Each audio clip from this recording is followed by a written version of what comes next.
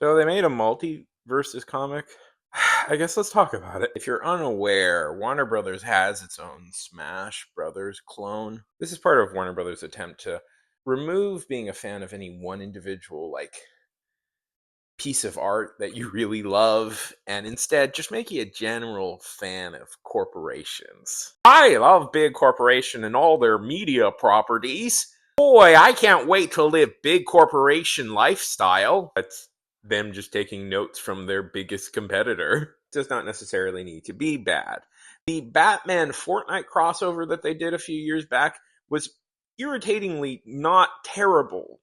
So let's see how this does. The story starts off with a couple of kids playing MultiVersus and talking about how unrealistic it is. Why are Batman and Superman fighting? What's going on? All this stuff. We then cut to Superman, Batman, and Wonder Woman and wandering through a strange alien labyrinth. For the past few nights, all three of them have been having these kind of shared dreams. Nobody's quite sure what's going on, but all three of them are drawing these strange symbols while researching where the symbols came from. There's this good little character moment Clark and Lois have that I want to highlight. Lois says, "Well, why don't you look it up on image search?" And Clark goes, of course I did that already."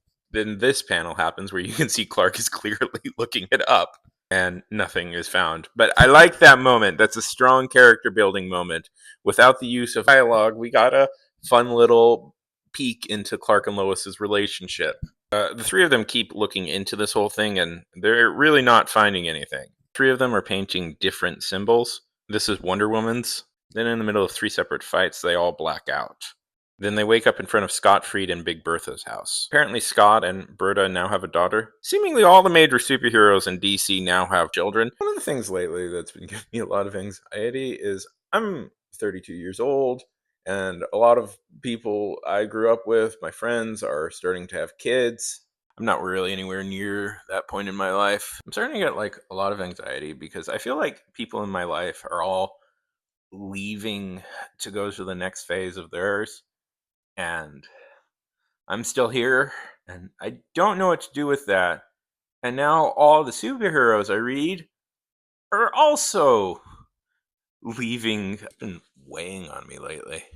Anyways, superheroes. Something's been going wrong, and she's been protecting Bugs Bunny this whole time. Do you think any Game of Thrones characters are going to pop up? Ariana Stark is in this game, so do you think she's going to show up? By the way, this is canon, and I can prove it. So, what do I think of this? I don't know. It's fine. I really like the art. It's very cute, very expressive, has a exaggerated cartoony style that fits the subject matter well. Story's okay, I guess. Nowadays, these sorts of cross-promotional comics don't have the courage to be truly bad. I figured this would be, it's basically okay.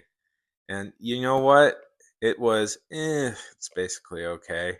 Okay, so this is gonna be bad. I don't even play Fortnite, but Batman Fortnite comic actually was pretty decent. And the reason why it was pretty decent is that it was essentially a character study of Batman and Catwoman in a survival situation.